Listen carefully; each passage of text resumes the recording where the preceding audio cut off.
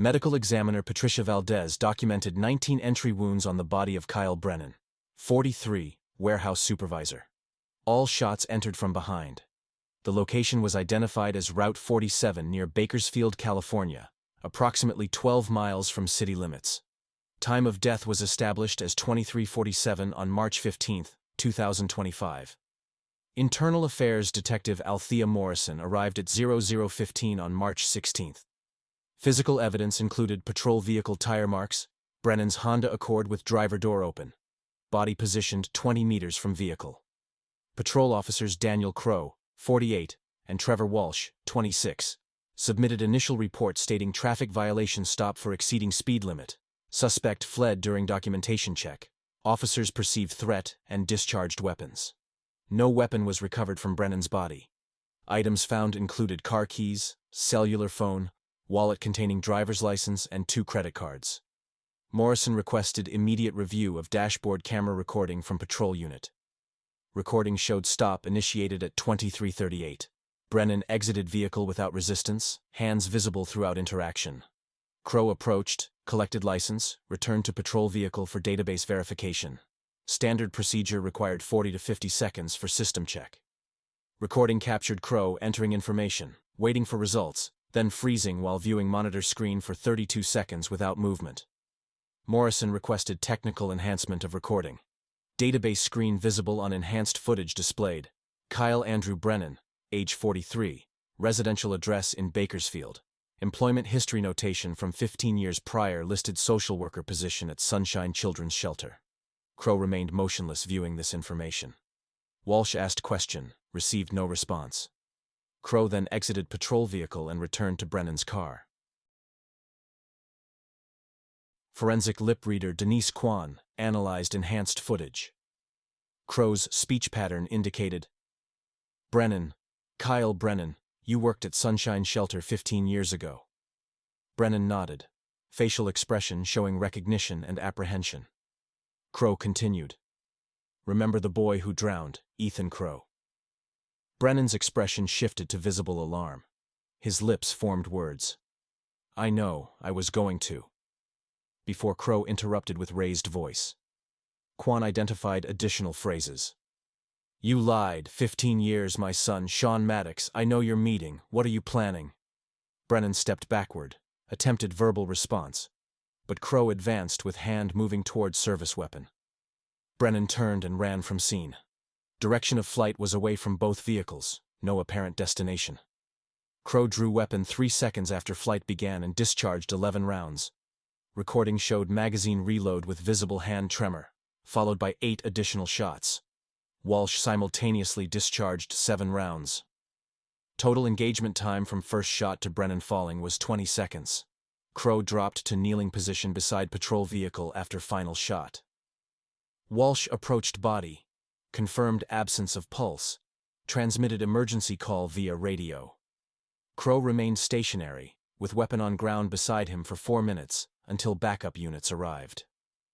Morrison examined Brennan's cellular phone recovered from scene.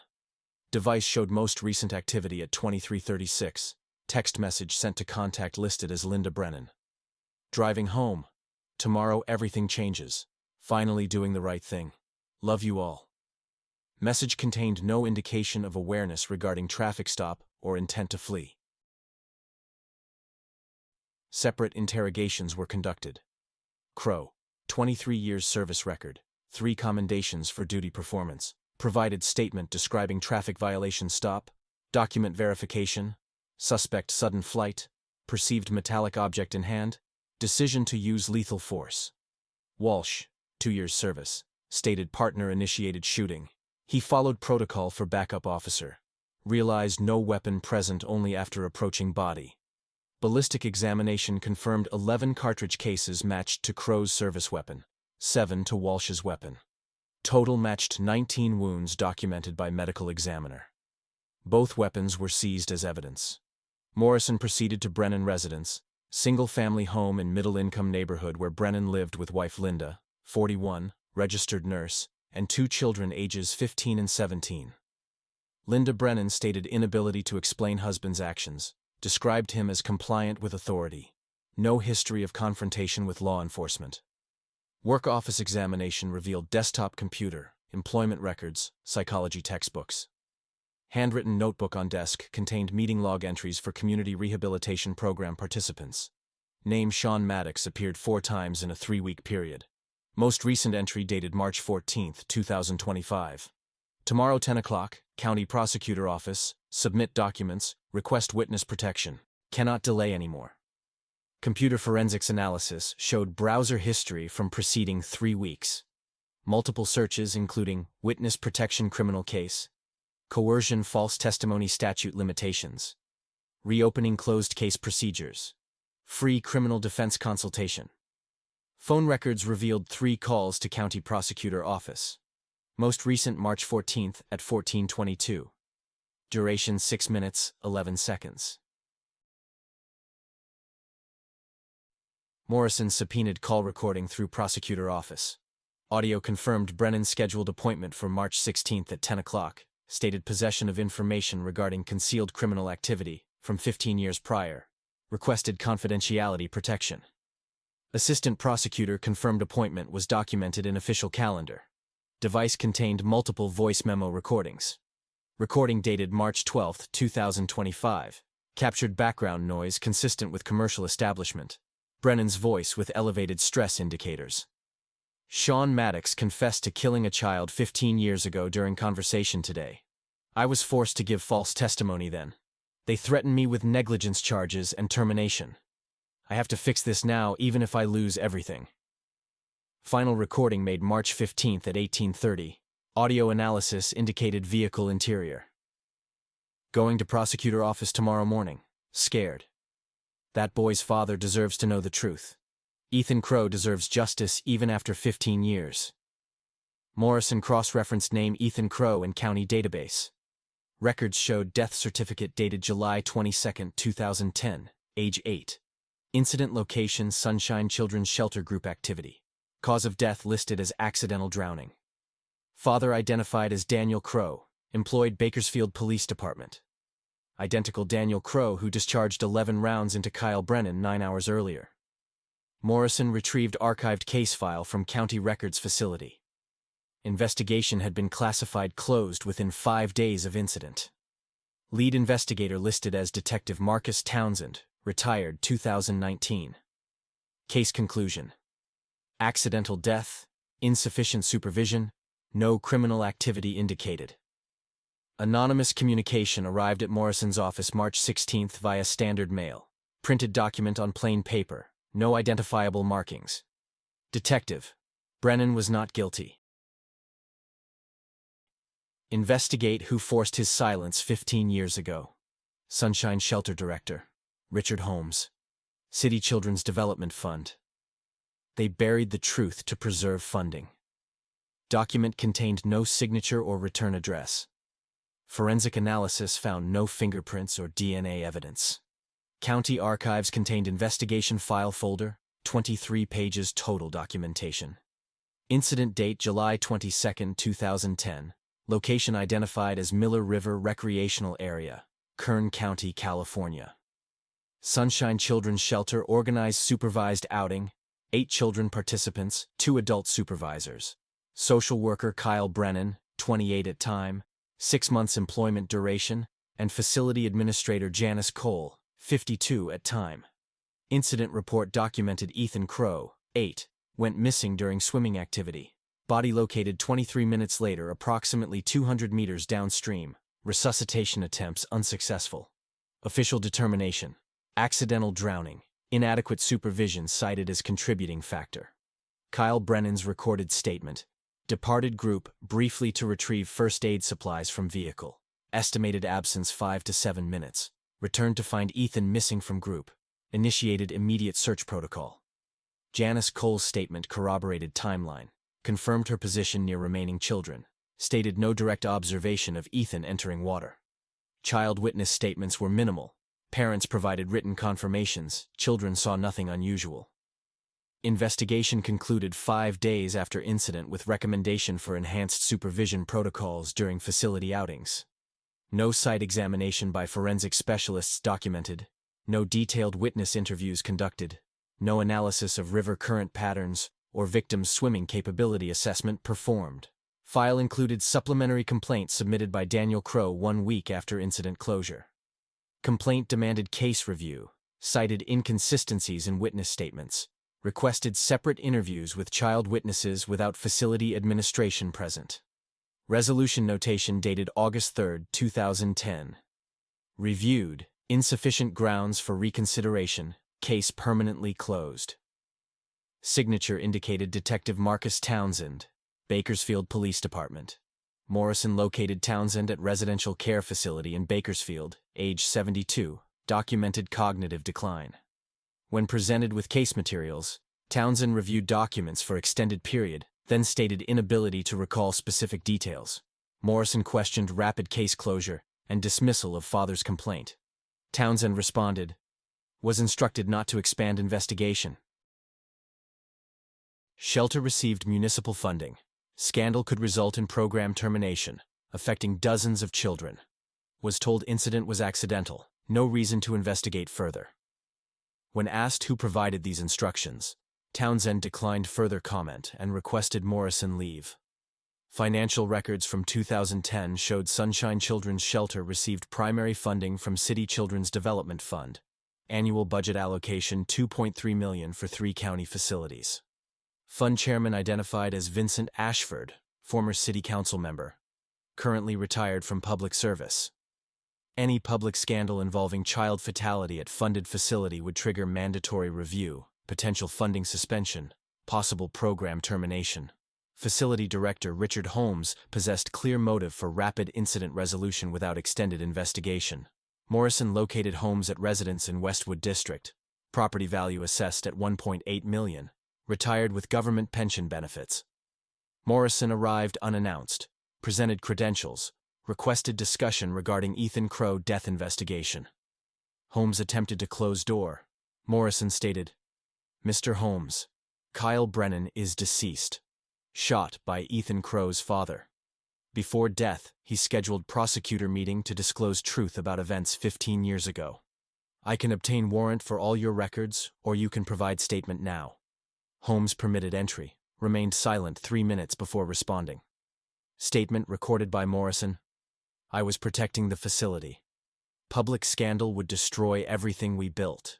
Brennan was young, idealistic. After the incident, he began asking questions, said children were withholding information, that one boy, Sean Maddox, exhibited unusual behavior. I called Brennan to my office, explained if he continued investigating, I would file negligence charges, potentially involuntary manslaughter for inadequate supervision. He had no financial resources for legal defense. He was frightened. He signed the statement I prepared confirming accidental death, his temporary absence from supervision, nothing suspicious discovered. Case closed immediately after. Morrison obtained judicial warrant for archived facility records. Sean Maddox's personal file showed admission at age 5 following removal from unstable family environment, father with alcohol dependency, mother with substance abuse history. Behavioral documentation included 3 physical altercations with other children in 2 years prior to July 2010 incident. Psychological evaluation diagnosis of conduct disorder with aggressive manifestations. Following Ethan Crow's death, behavior deteriorated further. 2 additional physical altercations documented. Facility escape attempt, transfer to restricted supervision facility 4 months later. Subsequent criminal record showed pattern of offenses beginning age 16, first conviction age 18 for assault causing bodily harm. 2 additional assault convictions. Most recent conviction aggravated battery resulting in a 4-year sentence. Conditional release documented February 22, 2025. Rehabilitation supervisor assigned, Kyle Brennan. Morrison located Sean Maddox at apartment on South Bakersfield, employed as warehouse loader, wage $14 hourly. Morrison arrived 6 a.m. March 17, intercepted Maddox before work shift.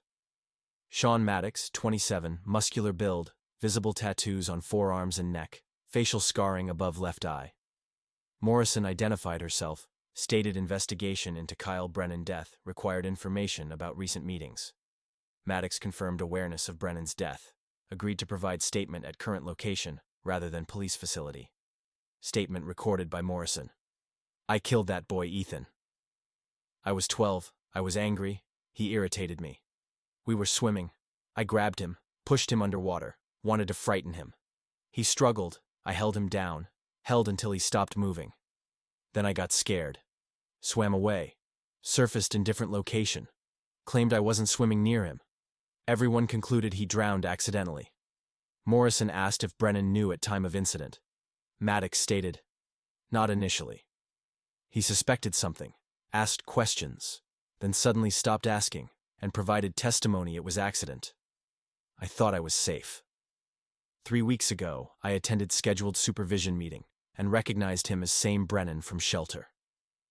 I couldn't maintain silence. Second meeting, I confessed everything. He listened. He cried. Said he was forced to remain silent then, that he lived with guilt 15 years. Said he would go to prosecutor, tell complete truth about me, and about those who coerced his false testimony. Morrison asked if Maddox knew Ethan's father was police officer Daniel Crow. Maddox confirmed. Brennan told me the boy's father searched for truth for years, but couldn't find it. Said that man deserved to know what happened to his son. Morrison returned to department, accessed Daniel Crow personnel file. Following son's death, July 2010, filed multiple complaints demanding case review. Hired private investigator costing $8,000 over 12-month period funded by credit cards. Attempted independent interviews with children from shelter but parents refused access. 1 year after death, medical leave 6 months. Diagnosis severe depression with post-traumatic stress disorder. Suicide attempt. Requiring 3 weeks hospitalization. Prescribed antidepressant medication. Return to active duty. Psychological evaluations noted. Subject functional, but demonstrates fixation on obtaining justice for deceased son. Exhibits obsessive thoughts regarding concealed truth. Database access logs showed Crow conducted 6 searches for Sean Maddox parole information in 3 weeks preceding March 15th. Security camera footage from multiple locations captured Crow's personal vehicle near Brennan's workplace 4 times, near commercial establishment where Brennan and Maddox met twice. Crow had been conducting surveillance, knew about the meetings, anticipated truth emerging. Morrison obtained warrant for Crow residence search. Basement room contained extensive documentation covering walls. Central photograph of Ethan Crow, age 8. Surrounding materials included case files, location diagrams, list of everyone present at July 2010 outing. Kyle Brennan's name underlined repeatedly in red marker with annotations. Lying. Why? What hiding? Who forced silence? Sean Maddox's name circled with attached photographs from social media, criminal conviction records, notation. Aggressive child. Nobody investigated his involvement. Was he in water with Ethan? Children intimidated into silence? Personal journal recovered from desk contained entries from previous 3 weeks. Entry dated February 25, 2025. Maddox released. Supervisor is Brennan. They're together again. Watching them. Brennan appears nervous, meeting with lawyers. Something changing. Maybe truth finally surfaces. Entry dated March 9, 2025. Brennan called prosecutor office. Recorded conversation from parking area. He's scheduling confession. We'll soon know what happened to Ethan. Final entry dated March 15, 2025. Today patrol with Walsh. Routine shift. Didn't think. Entry incomplete, line trails off. Morrison obtained complete timeline reconstruction through multiple evidence sources. Patrol vehicle GPS tracking showed standard route coverage, no deviations from assigned sector. At 23:37 March 15, 2025, speed detection equipment registered Honda Accord exceeding posted limit by 23 miles per hour. Crow and Walsh activated emergency lights. Initiated traffic stop procedure following department protocol. Radio communications recording captured Crow transmitting vehicle registration to dispatcher, requesting owner information check. Dispatcher response provided. Kyle Andrew Brennan, 43 years, residential address Bakersfield. No outstanding warrants, no prior violations. Standard information, no indicators suggesting unusual circumstances.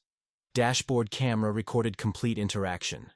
Crow exited patrol vehicle, approached driver side, requested license and vehicle registration.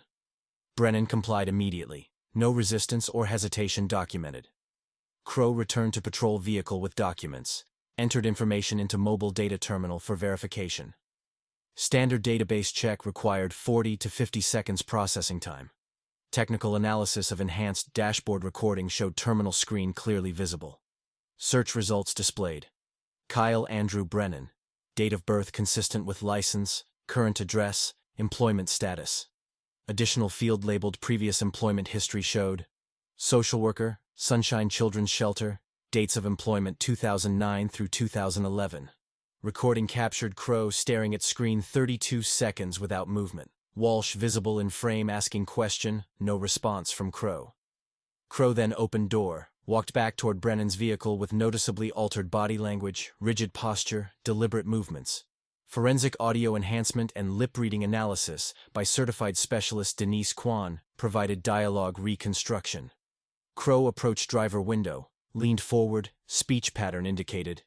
Brennan, Kyle Brennan, you worked at Sunshine Shelter 15 years ago. Brennan visible nodding, facial expression showing recognition and concern. Crow continued. Remember the boy who drowned? Ethan Crow? Brennan's expression changed to alarm, mouth opening to respond. Brennan's lips formed words. I know, I was going to.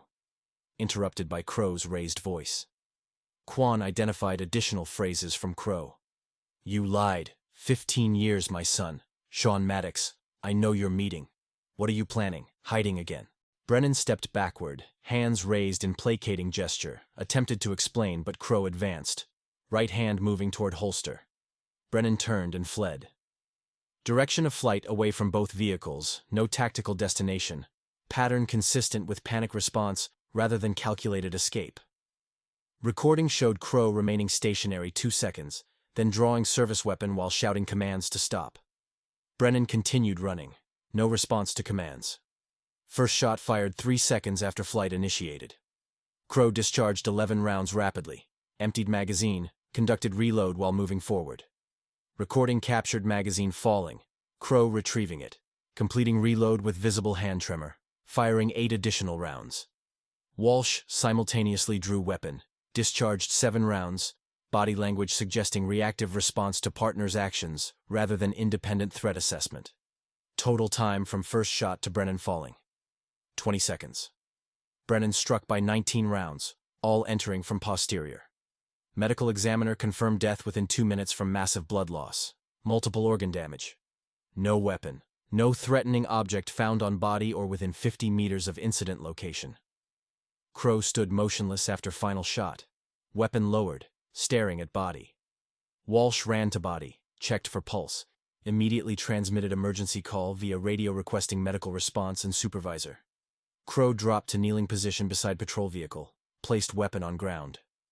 Recording showed him remaining in this position 4 minutes until backup units arrived. Facial expression unclear from recording angle, shoulders showing movement consistent with crying or hyperventilation. Morrison reviewed Brennan's cellular phone final activity. Message sent 2336 to contact Linda Brennan. Driving home, tomorrow everything changes, finally doing the right thing. Love you all. No subsequent activity. No indication Brennan aware of imminent traffic stop. No preparation for flight. Analysis suggested routine drive home. Message sent in anticipation of next day's prosecutor meeting scheduled for 10 o'clock March 16th. Morrison conducted final interrogation with Daniel Crow, March 18, 2025, with complete evidence package assembled. Presented. Brennan's personal journal, voice memo recordings, Sean Maddox's confession statement, Richard Holmes's admission of coercing false testimony, 15 years prior. All materials placed on table before Crow. Morrison's statement to Crow. Kyle Brennan was not guilty of any wrongdoing. He was coerced into providing false testimony 15 years ago through threats of criminal charges and career destruction. Past 3 weeks he prepared to reveal complete truth.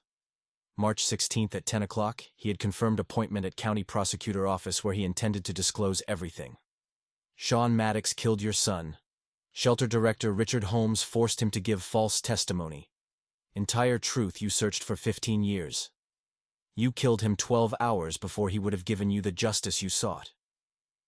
Crow reviewed documents for extended period. Lifted photograph of Ethan Crow from case materials. Studied it silently for 5 minutes. First verbal response. I didn't know. When I saw his name in the system, saw connection to the shelter. 15 years of grief erupted instantly. I believed he was complicit in covering up my son's death. I believed he was meeting with Maddox to conceal evidence again. When he ran, I interpreted it as guilty party fleeing justice. I didn't allow him opportunity to explain. Pause then. I killed the only person who was trying to help my son get justice. No further statement provided. Crow declined additional counsel beyond public defender. Morrison compiled supplementary investigation into Richard Holmes' background. Following 2010 case closure, Holmes received promotion within 2 years to chief coordinator of county children's facilities. Salary increased from $65,000 to $110,000 annually. Retired 2020 with full pension benefits. City Children's Development Fund maintained funding levels without additional oversight for 10 years following incident. Criminal proceedings against Daniel Crow commenced June 2, 2025, Kern County Superior Court. Trial duration 6 weeks, Presiding Judge Margaret Thornton. Prosecution presented dashboard camera recording, forensic expert testimony, complete evidence package demonstrating Brennan's innocence and intent to disclose truth. Defense strategy focused on temporary insanity defense. 15 years accumulated trauma. Chance encounter with individual connected to son's death. Misinterpretation of Brennan's flight response. Split-second decision-making under extreme psychological stress. Court-ordered psychiatric evaluation conducted by 3 independent psychiatrists confirmed diagnosis. Crow exhibited chronic post-traumatic stress disorder and major depressive disorder directly related to son's death. Evaluation concluded at moment of encountering Brennan. Acute dissociative episode occurred causing temporary loss of rational judgment and impulse control. Prosecution called Sean Maddox as witness June 16, 2025. Maddox provided sworn testimony admitting to killing Ethan Crow July 22, 2010. Detailed account. Held Ethan underwater deliberately, maintained pressure until struggling ceased, then swam away and claimed innocence when body discovered. Testimony provided under immunity agreement for complete disclosure. District Attorney attempted to initiate criminal charges against Maddox for Ethan's death. Defense counsel argued statute of limitations for juvenile offenses in California, 10 years maximum for crimes committed by individuals under age 14. Maddox was 12 at time of incident. Statute expired July 22, 2020, 5 years prior to testimony. No physical evidence remained. Victim cremated. No witnesses to actual incident. Court ruled criminal prosecution impossible under statute limitations. Civil wrongful death suit filed by Crow family against Maddox July 8, 2025. Settlement negotiated. Maddox assigned 3 years supervised probation, $50,000 compensatory payment to Crow family. Given Maddox's employment as warehouse loader earning $14 hourly, full payment unlikely within reasonable time frame. Maddox departed courthouse legally sanctioned but effectively unpunished for original offense. Parallel prosecution initiated against Richard Holmes. Obstruction of justice, coercion of witness to provide false testimony, concealment of criminal activity. Holmes retained private defense attorney. Proceedings extended over 4 months. Plea agreement reached October 14, 2025. Holmes admitted guilt to reduce charges in exchange for probation sentence. Final terms. 2 years probation. $25,000 fine. Permanent prohibition from employment in government-funded institutions. No incarceration required. Vincent Ashford, City Children's Development Fund chairman during 2010 incident, faced no criminal charges. Investigation found no direct documented evidence of his participation in coercing Brennan or directing investigation closure. Detective Marcus Townsend similarly faced no charges. Determination made he operated within authority following supervisory direction. Daniel Crow verdict delivered July 28, 2025. Guilty of second-degree murder committed while performing official duties. Sentence: 15 years state prison without parole eligibility for first 10 years. Aggravating circumstances: official position exploitation, service weapon misuse, excessive force application. Mitigating circumstances: documented psychiatric condition, prolonged trauma, absence of premeditation, provocation through encounter with individual connected to son's death. Crow displayed no emotional response to verdict, acknowledged judge with single nod. Before transport to custody, requested permission to address court. Judge granted request. Crow faced Brennan family, wife Linda, and 2 children present in courtroom. Statement: I don't request forgiveness because it cannot be earned. I killed an innocent man. A man who endured 15 years of guilt for something he was coerced to conceal. A man who finally found courage to reveal truth about my son's death. I killed him because I couldn't recognize an ally in someone I perceived as enemy. This responsibility is entirely mine.